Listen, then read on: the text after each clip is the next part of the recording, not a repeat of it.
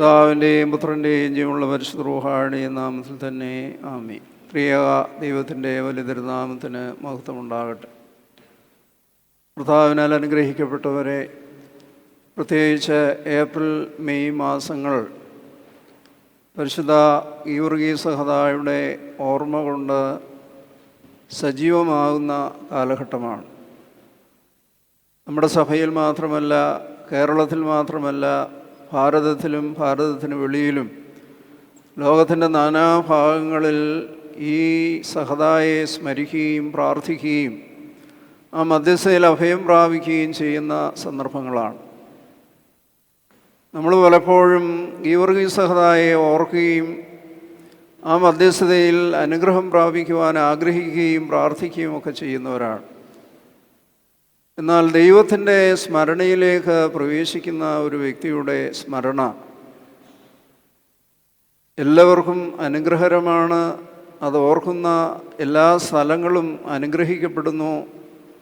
അവരുടെ മധ്യസ്ഥത എല്ലാവർക്കും അനുഗ്രഹമായി മാറുകയാണ്. ഗീവർഗീസ് സഹദായുടെ ജീവിതത്തെക്കുറിച്ചൊന്നും ഞാൻ പറയുന്നില്ല, അതെല്ലാം നിങ്ങൾക്കറിയാവുന്ന കാര്യമാണ്. തൻ്റെ ഉദ്യോഗത്തെയും ആദായത്തെയും തനിക്ക് ലഭിക്കാവുന്ന ശ്രേഷ്ഠതയുമൊക്കെ തൃണവൽഗണിച്ചുകൊണ്ട് കർത്താവിന് വേണ്ടി ജീവൻ വെടിയുവാനായി തീക്ഷ്ണതയോടെ പ്രവർത്തിച്ച ഒരു വ്യക്തിയാണ്.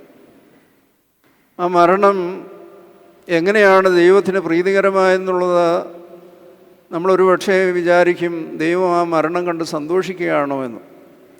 ഈ ലോകത്തിൽ ചിലരെയെല്ലാം മരണത്തിൽ നിന്ന് ദൈവം രക്ഷപ്പെടുത്തുന്നുണ്ട്. മറ്റു ചിലരെ ആ മരണത്തിന് ചിലപ്പോൾ വിട്ടുകൊടുക്കാറുണ്ട്. സ്തേഫാനോസിനെ കല്ലെറിയുമ്പോൾ സ്വർഗത്തിൽ നിന്നിച്ച് നിൽക്കുകയുള്ളൂ.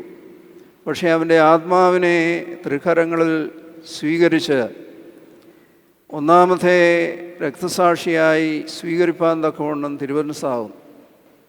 അതുപോലെ തന്നെയാണ് ഗീവർഗീസ് സഹദായും കർത്താവിൻ്റെ ജനന സമയത്ത് വധിക്കപ്പെട്ടവരായ ശിശു സഹദേന്മാരുമൊക്കെ.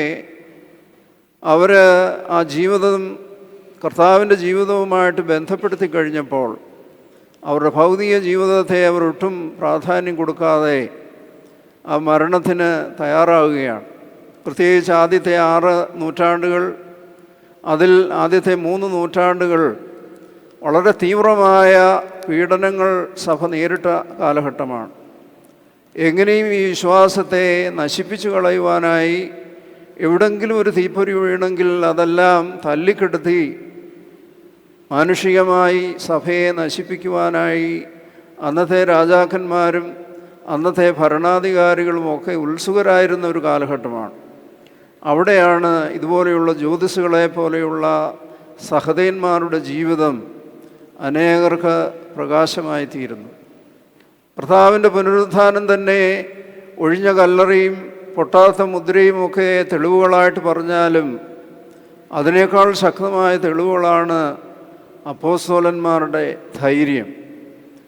പ്രതികൂല സാഹചര്യങ്ങളിൽ ആകാശത്തിന് കീഴേ ഭൂമിക്ക് മീഴേ വേറെ ഒരു നാമവും ഇല്ല എന്ന് പറയുവാൻ ശിഷ്യന്മാർ ധൈര്യം കാണിച്ചു. ആ ധൈര്യമാണ് സഭയുടെ അടിസ്ഥാനം.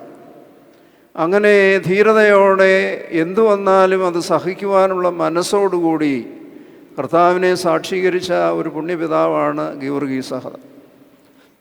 ആ ഗീവർഗീസ് സഹദ ദൈവത്തിൻ്റെ സ്മരണയിലേക്ക് പ്രവേശിക്കുകയാണ്.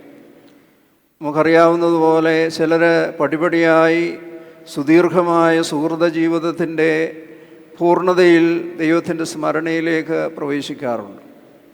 ചിലർ വളരെ ഞൊടിയിടയിൽ തക്ക സമയത്ത് ദൈവത്തെ പ്രീതിപ്പെടുത്തുന്ന പ്രാർത്ഥനകൾ കൊണ്ട് സ്വർഗത്തിൽ ശാശ്വത സ്ഥാനം നേടുന്ന വ്യക്തികളുണ്ട്.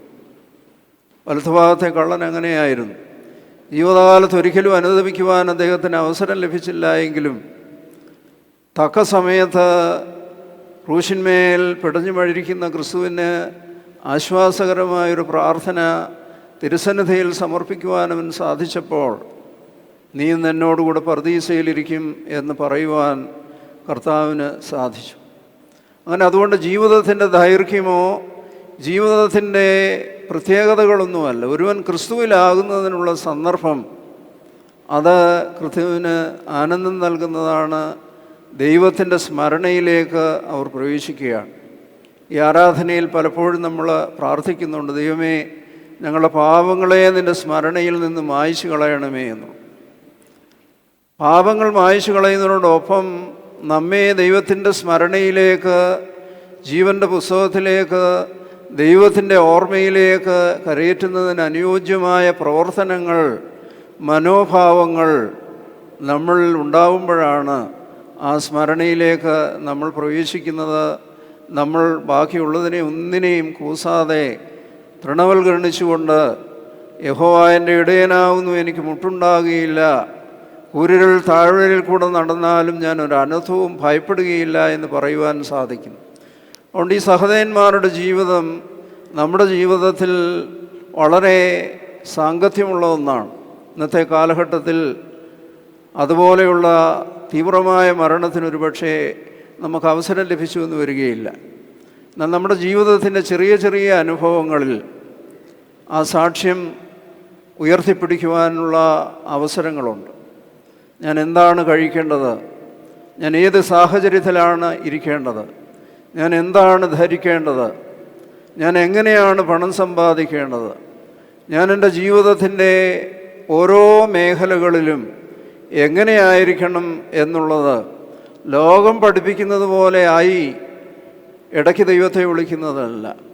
എൻ്റെ ദൈവത്തിന് ഇഷ്ടമുള്ളതുപോലെ സംസാരിക്കുവാൻ, എൻ്റെ ദൈവത്തിന് ഇഷ്ടമുള്ളതുപോലെ പ്രവർത്തിക്കുവാൻ, എൻ്റെ ദൈവത്തിന് ഇഷ്ടമുള്ളതുപോലെ എനിക്ക് നഷ്ടമുണ്ടായാലും അത് സഹിക്കുവാനുള്ള മനസ്സ് ലഭിക്കുമ്പോഴാണ് ആ സഹതായുടെ ജീവിതം നമ്മളിൽ യാഥാർത്ഥ്യമായി തീരുന്നത്.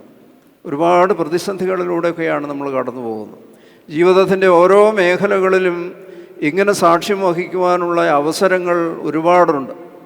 അതൊക്കെ നമ്മൾ പലപ്പോഴും ഓർക്കാതെ പോകാറുണ്ട്. സഹായിക്കുവാൻ, സ്നേഹിക്കുവാൻ, കരുതുവാൻ, വിശുദ്ധിയോടുകൂടെ ജീവിക്കുവാനൊക്കെയുള്ള അവസരങ്ങൾ, അവിടെയാണ് സഹതായുടെ സ്മരണ ശ്രേഷ്ഠമായി തീരുന്നത് പോലെ നമ്മുടെ ജീവിതവും ധന്യമായി തീരുന്നു. അതേപോലെ തന്നെ ഇന്ന് മലങ്കര സഭയെ സംബന്ധിച്ചിടത്തോളം ഇവിടെ കാതോലിക്ക സിംഹാസനം ഇവോൾവ് ചെയ്തതിൻ്റെ ആദ്യ ആളായ പരിശുദ്ധ ബസേലിയോസ് പൗലോസ് പ്രഥമൻ ബാവായുടെ ഓർമ്മയാണ്. പാമ്പാക്കുട അദ്ദേഹത്തിൻ്റെ ഓർമ്മ ഇന്ന് കൊണ്ടാടുകയാണ്. അദ്ദേഹം വലിയ പ്രാഗൽഭ്യമുള്ള വ്യക്തിയോ എല്ലാവരാലും ഓർമ്മിക്കപ്പെടത്തക്ക വിധത്തിലുള്ള പ്രവർത്തനങ്ങൾ ചെയ്തിട്ടുള്ള വ്യക്തിയൊന്നുമല്ല. അദ്ദേഹത്തെ ഏൽപ്പിച്ച ഭദ്രാസനം ഭംഗിയായി നിർവഹിച്ചു. 1909 പുലിക്കോട്ടിൽ തിരുമേനി കാലം ചെയ്ത് അതിനു മുമ്പുള്ള നവീകരണക്കാരുമായിട്ടുള്ള യുദ്ധത്തിന് ഒക്കെ ഒരു ശമനമുണ്ടായി. അങ്ങനെ നിൽക്കുമ്പോഴാണ് 1909 അദ്ദേഹം കാലം ചെയ്യുന്നത്. 10 ഒട്ടശ്ശേരിൽ തിരുമേനി മലങ്കര മെത്രാപ്പോലീത്തയായി സ്ഥാനമേറ്റു. 1911 അബ്ദുള്ള പാത്രിക്കീസ് മലങ്കര സഭയുടെ ലൗകിക അധികാരം തനിക്ക് എഴുതി നൽകണം എന്നാവശ്യപ്പെട്ടപ്പോൾ അത് എൻ്റെ പള്ളിയോഗത്തോട് ആലോചിക്കാതെ മലങ്കര സഭയുടെ സ്വാതന്ത്ര്യത്തെ ഹനിക്കുവാൻ സമ്മതിക്കുകയില്ല എന്ന് ധീരതയോടെ പറഞ്ഞതുകൊണ്ട് അദ്ദേഹത്തെ ആ സ്ഥാനത്ത് നിന്ന് നീക്കി. അങ്ങനെ 1912 അബ്ദുൽ മശിഹ പാത്രിക്കീസിൻ്റെ സഹായത്തോടുകൂടി ഇവിടെ ഒരു കാതോലിക്കേറ്റ് ഇവോൾവ് ചെയ്യുകയായിരുന്നു. ജാതിക്ക് കർത്തവ്യനെന്നും മലങ്കര മർത്തോമാ മെത്രാനെന്നും മലങ്കര മെത്രാപ്പോലിത്തായെന്നൊക്കെ കാലാകാലങ്ങളിൽ വിഭജിച്ചു കൊണ്ടിരുന്ന ഈ സഭയുടെ സ്വാതന്ത്ര്യത്തിൻ്റെയും തനിമയുടെയും അതിൻ്റെ കേന്ദ്രമെന്ന നിലയിൽ പ്രവർത്തിച്ചിരുന്ന മലങ്കര മെത്രാപ്പോലിത്തായുടെ അടുത്ത വികസിത രൂപമാണ് കാതോലിക്ക സ്ഥാനം. അന്ന് മുറുമറ്റത്തിൽ മാർ ഇവാനിയോസ് വളരെ പ്രായം ചെന്ന വ്യക്തിയാണ്. അദ്ദേഹം നിരണത്ത് വന്നിട്ട് ഈ സ്ഥാനം എനിക്ക് വഹിക്കുവാൻ സാധ്യമല്ല എന്ന് പറഞ്ഞ് വീണ്ടും തിരികെ പോയതാണ്. എന്നാലും സഭയുടെയും ഒട്ടശ്ശേരിൽ തിരുമേനിയുടെയൊക്കെ നിർബന്ധത്തിന് വഴങ്ങി നിരണം പള്ളിയിൽ വെച്ച് 1912 സെപ്റ്റംബർ മാസം പരിശുദ്ധ സഭയുടെ പ്രധാന മേലധ്യക്ഷനായി ഉയരുന്നതിന് ബസേലിയോസ് പൗലോസ് പ്രഥമൻ ബാവ സമ്മതിച്ചു. പിന്നെ 6 മാസം കൂടി അദ്ദേഹം ജീവിച്ചിരുന്നുള്ളൂ. എങ്കിലും മലങ്കര സഭയിൽ അങ്ങനെയുള്ളൊരു സംവിധാനത്തിലേക്ക് ഉയർത്തുവാൻ തക്കവണ്ണം തൻ്റെ വാർദ്ധക്യത്തെ അവഗണിച്ചുകൊണ്ട് സഭയുടെ ആഗ്രഹം അനുസരിച്ച് അതിന് വഴങ്ങിക്കൊടുത്ത ആ പിതാവിനെ ഇന്ന് സ്മരിക്കുകയാണ്. വലത്തുഭാഗത്തെ കള്ളനെ പോലെ വളരെ പെട്ടെന്ന് സഭയുടെ ഓർമ്മയിലേക്ക് പ്രവേശിച്ചു. അദ്ദേഹം പ്രഗത്ഭ്യമുള്ള, ഞാൻ നേരത്തെ സൂചിപ്പിച്ചതുപോലെ തെക്കും വടക്കും ഒക്കെ അറിയപ്പെടുന്ന ഒരു വ്യക്തിയൊന്നും അല്ലായിരുന്നു. പക്ഷേ ഈ സ്ഥാനത്തേക്ക് അദ്ദേഹം പ്രവേശിച്ചു കഴിഞ്ഞപ്പോൾ മലങ്കര സഭ ഉള്ളിടത്തോളം കാലം ഇതിൻ്റെ ഭാരതത്തിലെ ഒന്നാമത്തെ കാതോലിക്ക എന്ന നിലയിൽ ബസേലിയോസ് പൗലോസ് പ്രഥമൻ ബാവ എന്നും ഓർമ്മിക്കപ്പെടുകയാണ്. അദ്ദേഹത്തിൻ്റെ വാർദ്ധക്യത്തെ അവഗണിച്ചുകൊണ്ട് സഭയുടെ ഒരു സന്നിഗ്ധ ഘട്ടത്തിൽ ലൗകേൻ റംബാനൊക്കെയാണ് അതിന് മുൻകൈയെടുത്ത് ഇങ്ങനെയൊരു സാധ്യതയുണ്ട് എന്ന് ചിന്തിച്ച് കാലത്തിനു മുമ്പേ ആലോചിച്ച് ആ കാതോലിക്കേറ്റ് ഇവിടെ സ്ഥാപിക്കുവാനായിട്ടുള്ള പരിശ്രമം നടത്തിയത്. ഇന്ന് അതിൻ്റെ കാർബൺ കോപ്പിയും മറ്റു കോപ്പികളായി പലത് ഇവിടെ വിരാജിക്കുമ്പോൾ ഇത് ആഴം ചിന്തിക്കുന്നതിന് മുമ്പ് അങ്ങനെ ഒരു ചിന്ത ഈ സഭയുടെ നേതൃത്വത്തിൽ ഉണ്ടാവുകയും അതിൽ അഭിഷിക്തനാകുകയും ചെയ്ത ഒരു പുണ്യപിതാവാണ്. മുറുമറ്റത്തിൽ മാർ ഇവാനിയോസ് എന്നറിയപ്പെട്ട് ദീർഘകാലം കണ്ടനാട് ഭദ്രാസനത്തെ ഭരിച്ച ഒരു പുണ്യപിതാവാണ്. അദ്ദേഹം വ്യക്തിപരമായ ഒരു വിശുദ്ധ ജീവിതം നയിച്ച വ്യക്തിയാണ്. സഭയുടെ ചരിത്രത്തിനുള്ളിലേക്ക് ഹ്രസ്വകാലം അതാണെങ്കിലും പ്രവേശിക്കുവാനുള്ള ഭാഗ്യം അദ്ദേഹത്തിൻ്റെ സമർപ്പണം കൊണ്ട് ലഭിച്ചു. അതിനുശേഷം മലങ്കര സഭയുടെ സുഖീയമായ സ്വാതന്ത്ര്യത്തിൻ്റെ കേന്ദ്രമായി കാതോലിക്ക സിംഹാസനം ശോഭിക്കുവാനായിട്ട് മുഖാന്തരമായ ആ പുണ്യപിതാവിനെയും ദൈവസന്നിധിയിൽ സ്മരിക്കാം.